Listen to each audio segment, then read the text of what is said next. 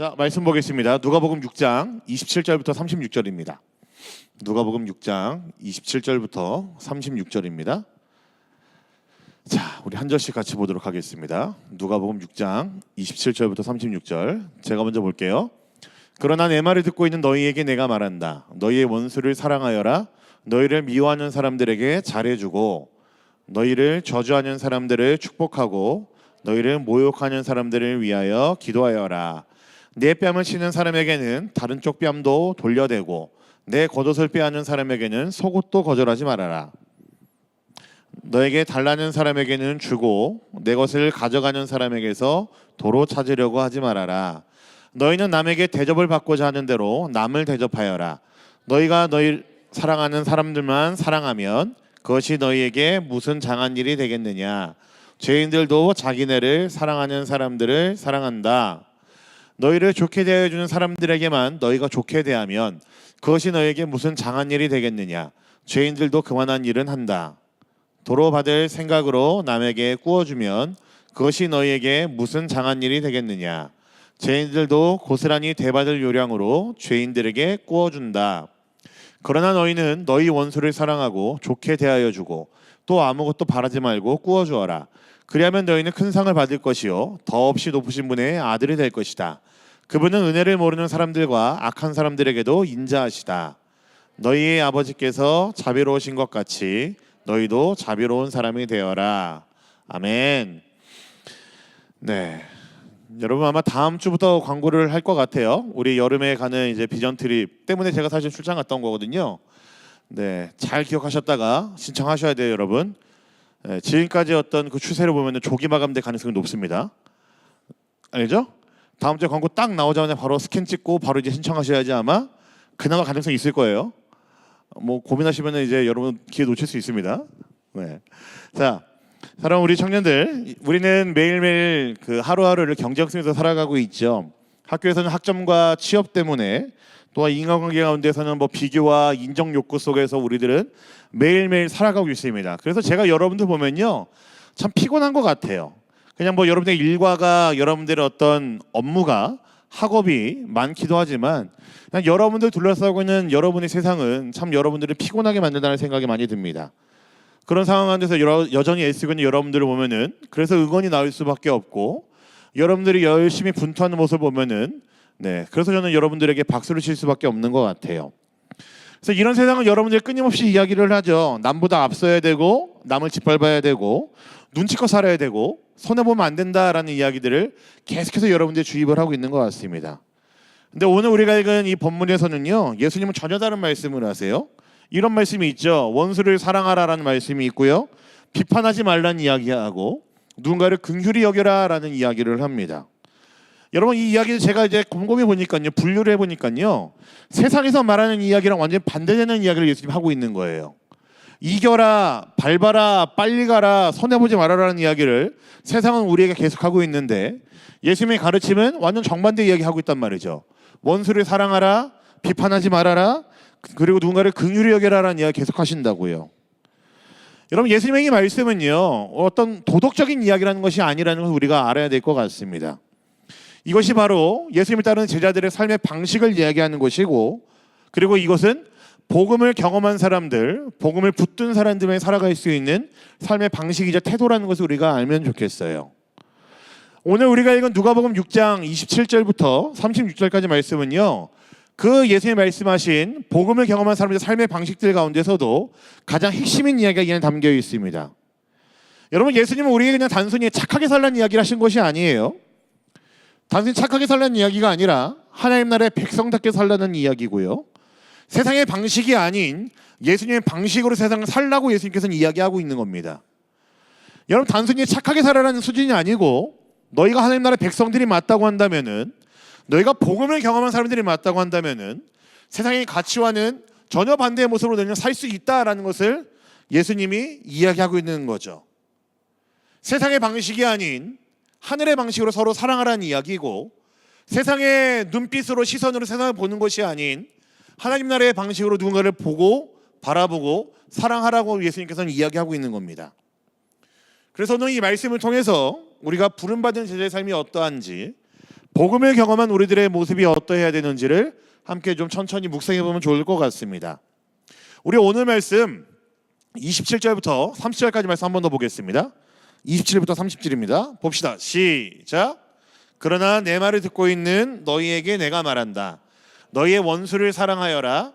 너희를 미워하는 사람들에게 잘해주고 너희를 저주하는 사람들을 축복하고 너희를 모욕하는 사람들을 위하여 기도하여라.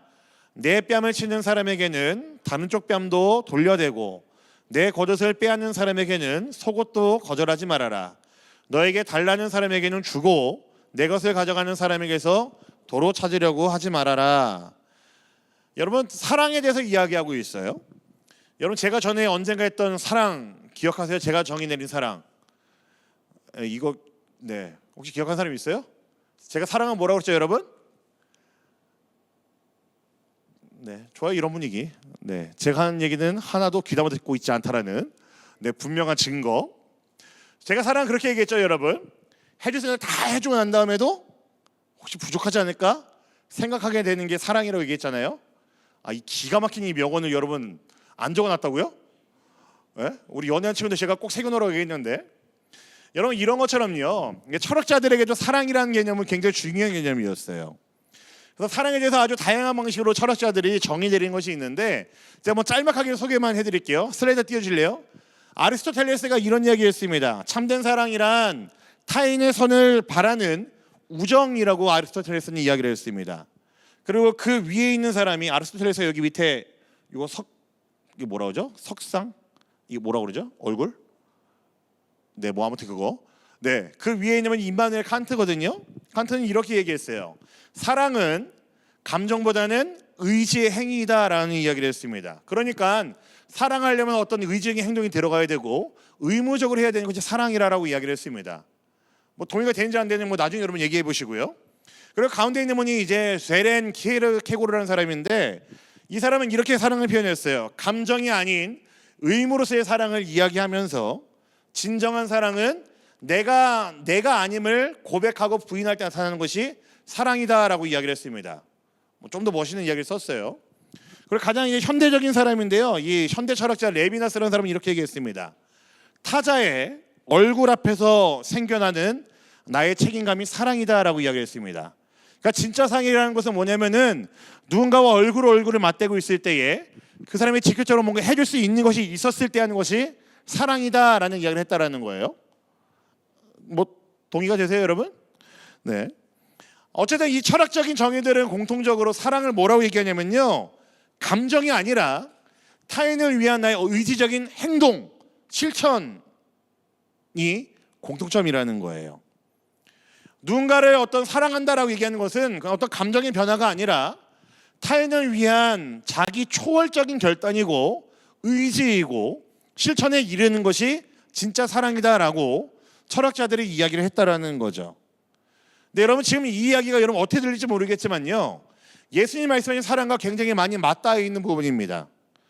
우리 예수님의 사랑을 이야기할 때 보통 이런 단어를 쓰죠. 아가페라는 단어를 써요. 예수님의 사랑은요, 어떤 감정에만 충실한 사랑이 아니고요, 감정에만 머무르는 것이 아니고요, 오늘 읽은 말씀에서처럼 나를 해치는 자에게까지 자비를 베풀 수 있는 적극적인 행위를 예수님은 사랑이다라고 이야기를 했습니다. 여러분, 지금 우리가 읽은 이 말씀, 방금 26절부터 30절까지 말씀, 요거만 봐도요, 여러분 어떤 생각이 드세요? 상식적인 모습이 아닙니다. 나를 괴롭히고 나를 해치려는 원수들까지 사랑하라라고 이야기를 해요. 상식과는 맞지 않는 이야기죠. 나를 괴롭히는 사람은 여러분 어떻게 해야지 정상이에요?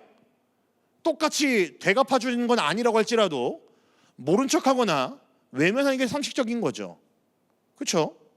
나를 싫어하는 사람을 내가 가갖고 그냥 바보처럼 이렇게 난 너 그래도 좋아 이렇게 하는 게 아니라, 나를 싫어하는 사람에게는 그래 뭐 나도 뭐 상관없어라고 하는 것이 정상이고 상식입니다. 근데 예수의 말씀은 전혀 그게 아니라고요. 굉장히 이상적이고 비상식적이고 비현실적인 이야기를 예수님이 하고 있다는 거예요. 여러분, 원수까지 사랑하라는 이야기, 여러분 감이 오십니까? 예수님이 너무 현실 감각 떨어지시는데? 여러분 혹시 그런 마음 들지 않으세요? 하지만 예수님께서 말씀하시는 사랑은요, 이렇게 말씀하실 수 있는 이유는요, 단순한 감정이 아니라는 거예요. 무엇인가 의지를 동반한 행동이고, 아까 키에르케고르가 얘기한 것처럼 나 스스로를 꺾어내야지만 할 수 있는 모습들이 이 사랑의 모습들을 일하는 거죠. 제가 방금 언급을 했는데, 그래서 예수님께서 말씀하신 사랑을 이야기할 때 보통 사랑하라는 단어를요, 아가페라는 단어를 사용을 해요. 이 아가페라는 단어가 어떤 의미냐면 여러분, 헌신적이고 그리고 무조건적인 사랑입니다. 뭐라고요? 헌신적이고 무조건적인 사랑이에요. 조건을 따지지 않는 사랑을 예수님께서 말씀을 하고 있다라는 거죠. 나를 미워하는 자에게도, 나를 이용하거나 무시하는 사람에게도 선을 베풀라는 것은 이해가 되지 않는 명령이지만, 예수님은 이런 사랑이 세상과 구별되는 하나님 백성들의 모습이라고 이야기하고 있는 거예요. 세상 사람들은 원수를 사랑하라는 이야기가 말도 안 되는 이야기지만, 나를 미워하는 사람은 똑같이 미워야 되는 것이 상식이라고 이야기를 하지만 세상의 방식이고, 하나님 나라의 백성들은, 복음을 경험한 사람들은 원수마저도 사랑할 수 있어야 된다라는 것이 세상과 구별되는 하나님 나라 백성의 정체성이라고 이야기하고 있는 거죠. 29절과 30절 사이에는 이런 이야기 있습니다. 뺨을 치는 자에게는 다른 쪽 뺨도 둘러대고 겉옷을 빼앗는 자에게는 속옷도 주라고 이야기를 해요.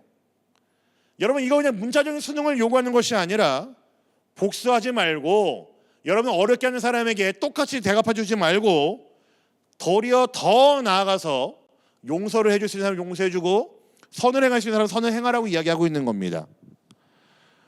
여러분, 복음이 그래요. 손해보는 삶처럼 느껴질 수 있겠지만 여러분, 실제로는 이것이 하나님 나라 백성들의 승리하는 모습이 바로 이런 거라는 거죠. 세상에서 볼 때는 비상식적이고 말도 안 되는 비이성적인 모습일지 모르겠지만, 복음은, 하나님 나라는 전혀 정반대라는 것을 이야기하고 있습니다. 세상과 방식이 전혀 다릅니다. 시선도 달라요. 가치관도 다릅니다. 세상의 사람들과 삶의 태도가 다릅니다. 정체성도 다르죠. 예수께서 이 말씀하신 이유는요, 복음을 경험한 너희들은, 내 백성들은, 하나님 나라의 백성들은 이렇게 살아가는 것이 맞아라고 예수님께서 이야기하고 있는 거라고요. 어떤 단순한 도덕적인 요구를 하고 있는 것이 아니라 여러분, 우리의 정체성에 관련되어 있는 이야기입니다. 여러분, 우리가 이렇게 사랑해야 되는 이유는요, 우리가 그렇게 사랑을 받았기 때문이라고 우리는 알 수 있습니다. 여러분, 왜 하나님께서 우리에게 원수를 사랑하라고 얘기하실까요? 왜 예수님께서 너희가 세상에서 비상식적으로 보일지 모르겠지만 너희가 너희를 미워하는 자들, 너희를 싫어하는 자들에게 너희는 다가가야 된다, 사랑해야 된다, 용서해야 된다고 얘기를 하실까요? 이유는 간단합니다. 우리가 받은 사랑이 그거기 때문에 그래요. 우리 예수님이, 우리 하나님이 우리를 그렇게 사랑하셨기 때문에 그렇습니다. 여러분, 우리는 하나님 앞에서 죄인이었죠. 반역자였습니다. 원수였어요. 그런데 그런 우리를 향하신 하나님의 사랑을 우리는 경험했기 때문에 여러분 다 이 자리에 있는 거 아니겠습니까? 여러분, 저 지난한 이야기인지 모르겠지만 여러분, 수련회 때 여러분이 느꼈던 감격은 뭐예요? 복음을 통한 감격 아니겠습니까? 하나님께서 나를 끝까지 포기하지 않고 있으신다라는 것에 대한 분명한 확신이 여러분에게 있었죠. 내 삶은 여전히 글러먹은 삶인지도 모르겠는데 하나님께서 나를 향한 그 사랑은 그치지 않으셨고 포기하지 않으셨고 끝까지 나를 쫓아오시는 사랑이었구나라는 것을 여러분 경험하셨기 때문에, 느끼셨기 때문에, 누리셨기 때문에 여러분 그렇게 감격 가운데서 여러분 회복을 이야기하지 않았습니까? 너무 잘 읽어서 여러분 많이 알겠지만 로마서 5장 8절 한번 같이 읽어보시죠. 로마서 5장 8절입니다. 네, 없나요?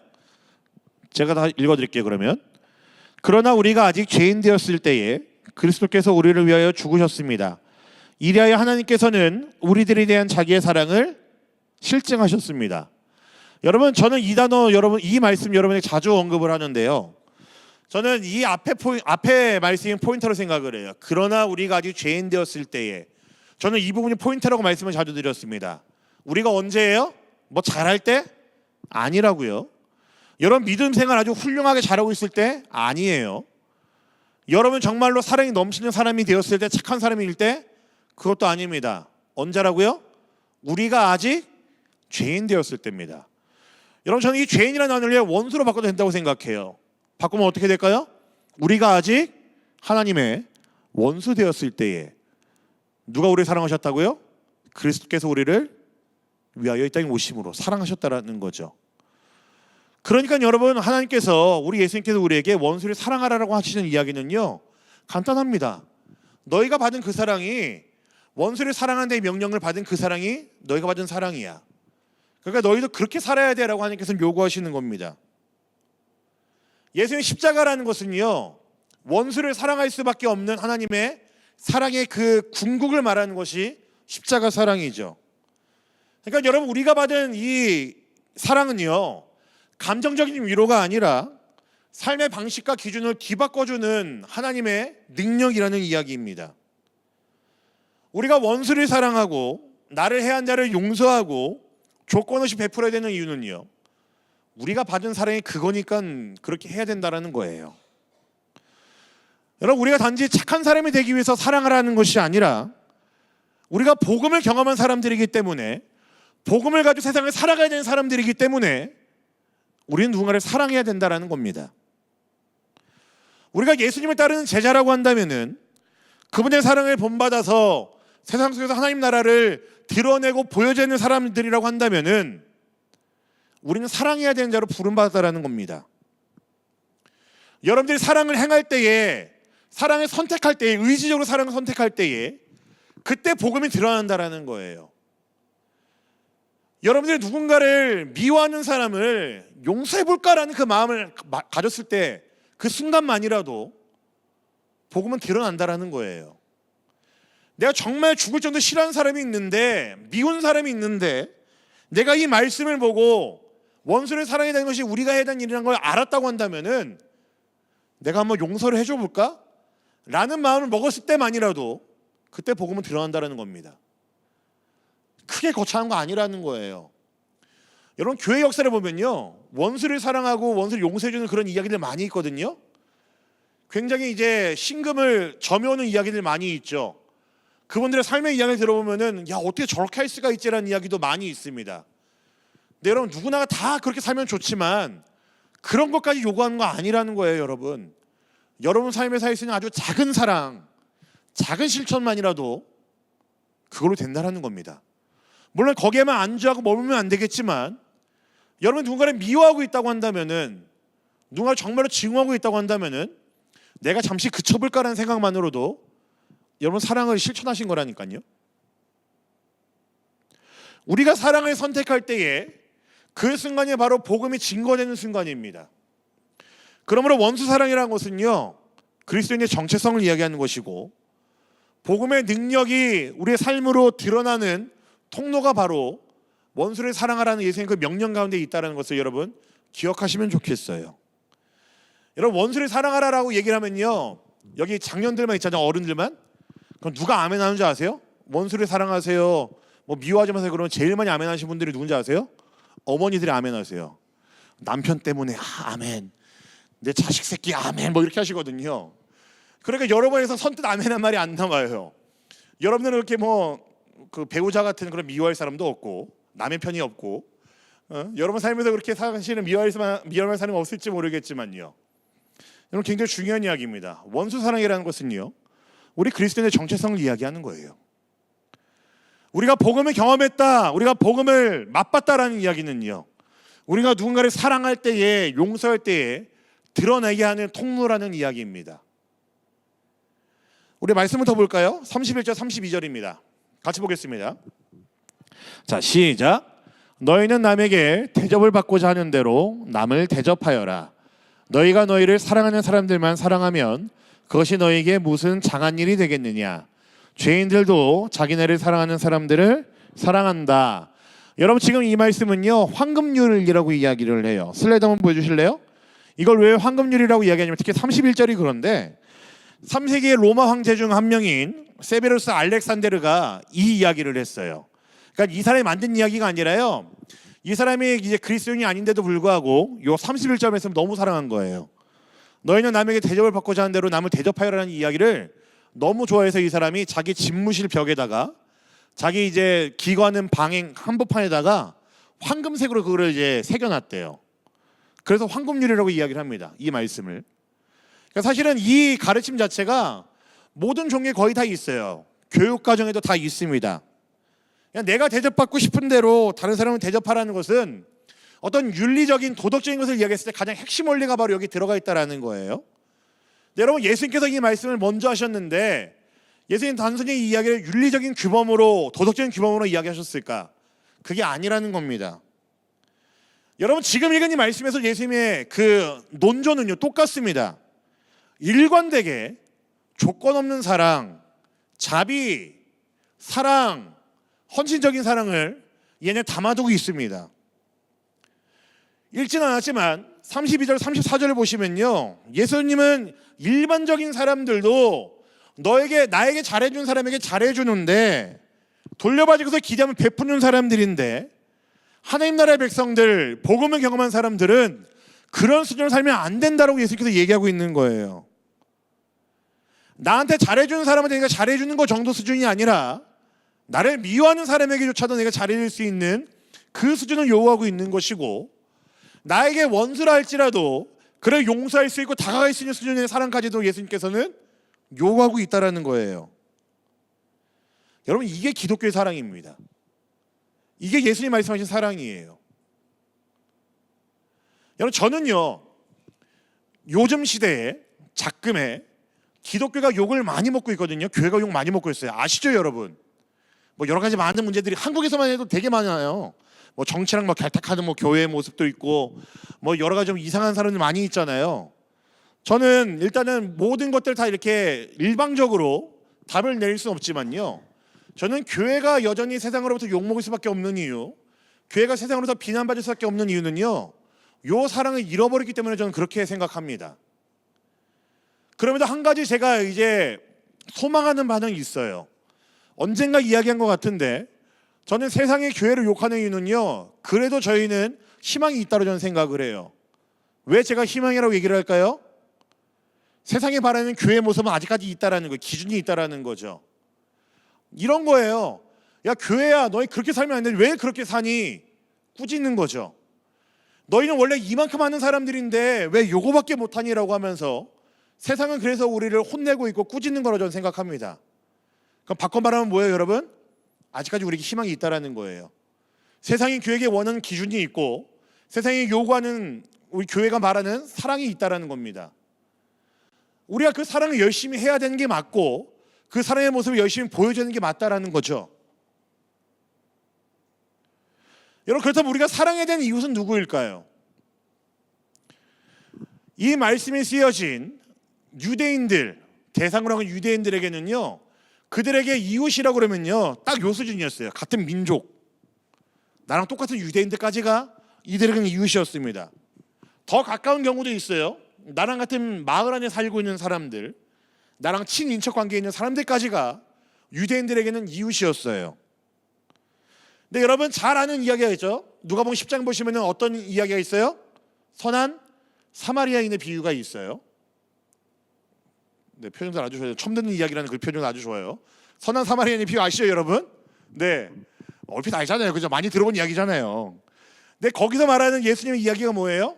이웃이 그냥 내 민족 안에만 있는 것이 아니라, 내 친인척 관계만 있는 것이 아니라, 나랑 가까운 사람에게 있는 것이 아니라 이웃의 범위가 어디까지 넓어져요? 확장됩니다. 어디까지 확장될까요? 거기서 말하는 게 그거예요. 원수에게까지 확장되는 거예요. 여러분, 사마리아인이랑 유대인들은요 같이 있으면 안 되는 사람들이었어요. 마주치면 싸웠고, 마주치면 욕하기 바빴습니다. 특히나 유대인들에게는, 사마리아인들은요 짐승보다 못한 사람들이었어요. 근데 유대인 죽어가고 있는 사람들 도와준 사람이 누구예요? 사마리아인이라고요. 사마리아인에게는 유대인은 어떤 사람들이에요? 원수거든요. 예수님께서 이 이후에 이어지는 많은 이야기들 가운데 누가복음 10장에서 선한 사마리아인을 비유한 거는요, 이웃의 범위를 넓혀 놓으신 겁니다. 예수님께서 어디까지요? 원수에게까지 넓혀 놓으신 거예요. 원수까지 너의 이웃이다라는 이야기하는 겁니다. 다시 말하면은 내가 사랑을 베풀어야 되는 이웃은 나에게만 친절한 사람이 아니라, 일주일에 한 번씩 나를 불러갖고 밥 사주는 사람이 아니라, 나에게 연락을 자주 하는 사람만이 아니라, 나와 다른 배경, 나에게 불편함을 때로는 주는 사람들, 심지어 나를 헤아리는 사람까지도 포함된 게 예수님이 말씀하신 이웃이라는 이야기예요. 여러분, 예수님은 바로 그런 사람들을 향한 사랑과 긍휼을 우리에게 요구하신다고요. 하나님의 자녀라 하는 이야기는요, 이 예수의 성품을 닮아가는 사람을 이야기합니다. 하나님의 백성이다라는 이야기는요, 예수님의 이 이야기가 진짜인 줄 알고 그렇게 살기 위해 애쓰고 노력하고 싸워내는 사람을 이야기합니다. 하나님은 우리에게 조건 없이 자비를 베푸셨고 우리가 선하기 때문에 사랑하신 것이 아니라 원수였던 우리를 사랑하셨다고 이야기를 합니다. 전적인 은혜로 우리를 사랑하셨다고 이야기를 하죠. 우리가 경험한 사랑이 바로 그거라고 예수님께서는 계속해서 이야기를 합니다. 그런 우리의 이웃이 어디여야 된다고요? 확장되어야 된다고요. 먼 세계까지. 그들을 사랑하는 데까지 우리는 가야 된다는 이야기예요. 36절 볼까요? 36절 봅시다. 같이 보겠습니다. 시작. 너희 아버지께서 자비로우신 것 같이 너희도 자비로운 사람이 되어라. 자비로우신 것 같이 라는 이야기는요, 우리의 삶의 방향성과 목적성을 이야기합니다. 여러분, 자비롭다라는 이야기는 단순한 동정심 이야기하는 거 아니에요. 우리가 알고 있는 것처럼 단어 자체가 주는 그 의미가 있겠지만 불쌍해 이런 마음 정도를 자비라고 얘기하지 않습니다. 성경에서는요. 자비가 어디까지 가냐면요, 행동까지 가는 걸 자비라고 이야기합니다. 이해되세요, 여러분? 저 불쌍해 어쩌지? 요 마음에서 끝나는 게 아니라 불쌍해서 어쩌지라고 하면서 뭔가를 해준 데까지 가는 걸 자비라고 이야기를 해요. 여러분의 삶 속에서 여러분이 굳이 자비를 베푸지 않아도 되는 상황에서도 자비를 선택하는 삶이야말로 하나님 나라의 방식이고 복음으로 사는 삶의 모습이라는 이야기입니다. 여러분, 굳이 자비롭지 않아도 되는 상황들이 있긴 있어요. 그죠? 그냥 흘러가는 대로 흘러가도 되는 그런 상황들이 있습니다. 근데 그런 상황 가운데서 여러분 어떻게 하라고요? 자비를 베푸는 사람이 하나님 나라 백성의 모습이라는 이야기예요. 똑같이 남자는 것처럼 살 수 있는데 그렇게 안 하고 뭔가 하는 사람이 하나님 나라의 백성의 모습이라는 이야기를 하고 있습니다. 여러분, 사랑은 말이 아니라 실천이라는 걸 여러분 기억하시면 좋겠어요. 그리고 실천이라는 것은요, 내 의지를 꺾고서라도 할 수 있는 것이 실천이라는 것을 기억하시면 좋겠습니다. 여러분, 사랑은요, 내 마음으로 끝나는 것이 아니라 하기 싫은데 굳이 내가 해야 되는 그 마음까지 꺾고서 하는 자리까지 가는 게 사랑이에요. 실천의 대상은요, 우리의 이웃입니다. 모든 이웃입니다. 나랑 가까운 사람들만이 아니라 우리 대학부 공동체만이 아니라 더 멀리 더 넓게까지 우리는 바라봐야 될 필요가 있다는 거죠. 말씀을 좀 마무리할게요. 오늘 본문은요, 사실은 이게 그냥 들으면요 굉장히 부담되는 이야기예요. 굉장히 높은 기준을 우리한테 이야기하고 있는 것 같거든요. 근데 우리가 이 기준을 우리가 적용할 수 있는 이유는 뭐냐면요, 예수님께서 그렇게 사셨기 때문에 우리에게도 분명히 적용될 수 있는 부분입니다. 예수님은 하나님이시잖아요. 아니요, 여러분, 근데 기억하셔야 돼요. 예수님 하나님이시면서 동시에 뭘까요? 사람이셨습니다. 예수님도 그렇게 사시기 위해서 노력했고 그렇게 살아내셨다라는 이야기예요. 우리가 복음을 믿는다는 것은요, 단지 아멘 할렐루야 땡큐 뭐 이렇게 하면서 천국 가는 그런 티켓이 아니라 이 땅에서도 우리가 복음에 합당해 사는 것을 이야기합니다. 여러분, 성경 잘 보셔야 돼요. 그러니까 성경은요, 구원을 이야기할 때요, 세 가지 시제를 전부 다 씁니다. 과거형, 현재형, 미래형도 씁니다. 그리고 구원에 대한 표현은요 굉장히 많아요. 다양해요. 속량이란 표현도 있고 속전이란 표현도 있습니다. 의로움을 입었다라는 표현도 있습니다. 저는 시제도 다양하고 표현도 다양한 이유는 간단해요. 구원이 그만큼 입체적이라는 이야기입니다. 내가 예수님 믿었으니까요 저 천국 갈 거예요, 뭐 파더 땡큐 뭐 이렇게 하고 끝나는 게 아니라, 우리가 받은 구원이라는 것은, 복음이라는 것은 내가 죽고 난 다음에 가는 곳도 우리의 천국이지만 그걸 경험한 내가 이 땅에서 어떻게 살아야 되는지까지도 말해주는 것이 복음이라는 겁니다. 여러분, 복음에 합당한 삶이라는 것은요, 여러분들이 복음을 경험한 사람들이니까 마땅히 그렇게 사는 것이 당연한 줄 알고 살아내는 것이 복음에 합당한 삶이라는 거예요. 여러분, 청년의 때 저는 이게 굉장히 중요한 문제라고 저는 생각을 합니다. 여러분, 신앙과 우리 신앙에도 성경선생님이 말씀하셨지만 신앙과 우리의 삶을 굉장히 구분해 놓는 사람이 얼마나 많이 있어요. 제가 모르긴 몰라도 여기 있는 여러분들의 모습과 내일부터 시작된 여러분 학교 생활에서 모습은 다를 거라는 제가 알거든요. 그렇죠? 다른 사람 좀 있잖아요, 그죠? 제가 뭐 누구 이게 뭐 캐보진 않겠지만 뭐 찔리는 사람도 있을 수도 있어요. 다르거든요.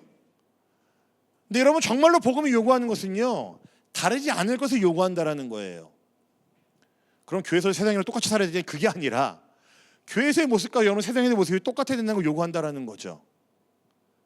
더 멋있어져야 되고, 더 친절해야 되고, 더 사랑할 수 있어야 되고, 더 용서할 수 있어야 되고, 더 다가갈 수 있어야 되고, 더 누군가를 향해 마음을 품을 수 있어야 되고, 지질이 싫어하는 사람이 있다 할지라도 한 번쯤은 내가 용서해볼까라는 마음을 먹어볼 수 있어야 되고, 이런 그게 복음이 우리에게 요구하는 우리의 삶의 모습이라는 겁니다. 우리가 경험한 복음을요, 여러분 얕게 만들지 마십시오. 여러분들이 경험한 복음을요, 그냥 천국행 티켓 얻었다는 걸로 값싼 복음을 만들지 말아 주십시오. 우리가 얻은 복음은요, 그 복음에 합당하게 우리를 살아가게끔 요구합니다. 그래서 오늘 여러분들이 묻고 싶어요. 여러분들은 지금 누구의 인정을 구하며 살고 싶으십니까? 여러분들이 경험한 그 사랑은 어디까지 여러분 닿고 있습니까? 여러분들의 이웃은 여러분들 어디까지 정해놓으셨습니까? 여러분은 공동체 안에서 누군가의 연약함과 어려움을 보면서 비난 일색으로, 재단하는 거 일색으로 여러분 살고 있지 않으십니까? 여러분에게 질문하고 싶은 게 바로 이겁니다. 여러분, 복음으로 사는 청년의 삶은요, 다를 겁니다. 복음으로 사는 청년의 모습은요, 분명히 세상과 다를 거예요. 손해를 감수하고도 용서할 수 있고, 미움을 받아도 사랑을 실천할 수 있고, 모든 상황 속에서 하나님의 그 은혜를 구하는 삶이 복음을 경험하는 청년들의 삶의 모습이라고 저는 생각합니다. 이 길은 결코 쉽진 않아요. 근데 그 길을 우리 예수님 함께 걸어가신다는 걸 기억하시면 좋겠고요. 그리고 그렇게 복음의 합당을 살기 위해서 노력한 여러분들의 삶의 모습이 정말로 하나님께서 기뻐하시는 삶의 모습이라는 것을 여러분 기억하시면 좋겠어요. 제가 간절히 바라는 것은 자주 이야기하지만요, 저는 여기 모이는 여러분 한 사람 한 사람이 그 복음의 향기를 품고 여러분의 학교와 세상 속에 살아가기를 저는 간절히 소망합니다. 전 자주 이야기해요. 우리가 꿈꿔야 되는 복음, 부흥이라는 것은 사람 많아지는 거, 그거 부흥 아니고, 여러분이 어느 자리에 있든지 여러분한테서 예수님의 향기가 나고 예수님의 모습이 여러분에게 드러날 수 있다고 한다면은, 저는 그게 진짜 우리가 꿈꿔야 되는 부흥이라고 말씀을 드렸잖아요. 여러분이 있는 자리 어디에서든지 여러분 정말로 예수님 닮아가는 모습이 드러난다고 한다면은, 여러분 저는 그것이야말로 정말로 하나님께서 원하시는 부흥이라고 생각합니다. 사람 많아지는 거 신경 안 쓰셔도 됩니다. 제가 자주 얘기하잖아요. 그래서 복단대에서 많이 오는 친구들 왜 오냐고 물어보죠. 우리 교회 가라고. 이거 녹음하면 안 되는데 이거. 네. 여러분, 그렇게 사람 많은 게 중요한 게 아니라요, 여러분이 어디에서 어떻게 살고 있는 게 중요합니다. 여러분이 어떤 모습을 살아내고 있는지가 중요하고요, 여러분이 어떤 마음으로 누군가를 바라보고 있는지, 여러분의 이웃의 한계를 어디까지 정해놓는지가 더 중요한 문제라는 것을 기억하시면 좋겠어요. 사랑, 우리 모든 청년들, 여러분이 있는 그 자리 어디에서든지 참으로 여러분들이 사랑할 수 있는 사람들이 되길 간절히 소망합니다. 여러분들이 받은 사랑이 크기 때문에, 여러분들이 받은 그 사랑이 무조건적인 사랑이기 때문에 여러분도 거기에 발맞춰서 누군가를 사랑할 수 있는 사람들이면 좋겠습니다. 용서할 수 있는 사람들이면 좋겠고요. 여러분들의 이웃에 대한 범위를 크게 확장시키시고 크게 넓히시면 좋겠습니다. 그때 여러분들 삶의 모습들 가운데서 예수님의 향기가 드러날 것이고, 그때 여러분들 삶의 모습들 가운데서 예수님의 모습이 분명히 드러나리라 저는 그렇게 믿습니다. 사랑, 우리 모든 청년들 그렇게 살아낼 수 있는 여러분 모두가 되기를 우리 주님의 이름으로 간절히 부탁드립니다. 아멘. 아멘.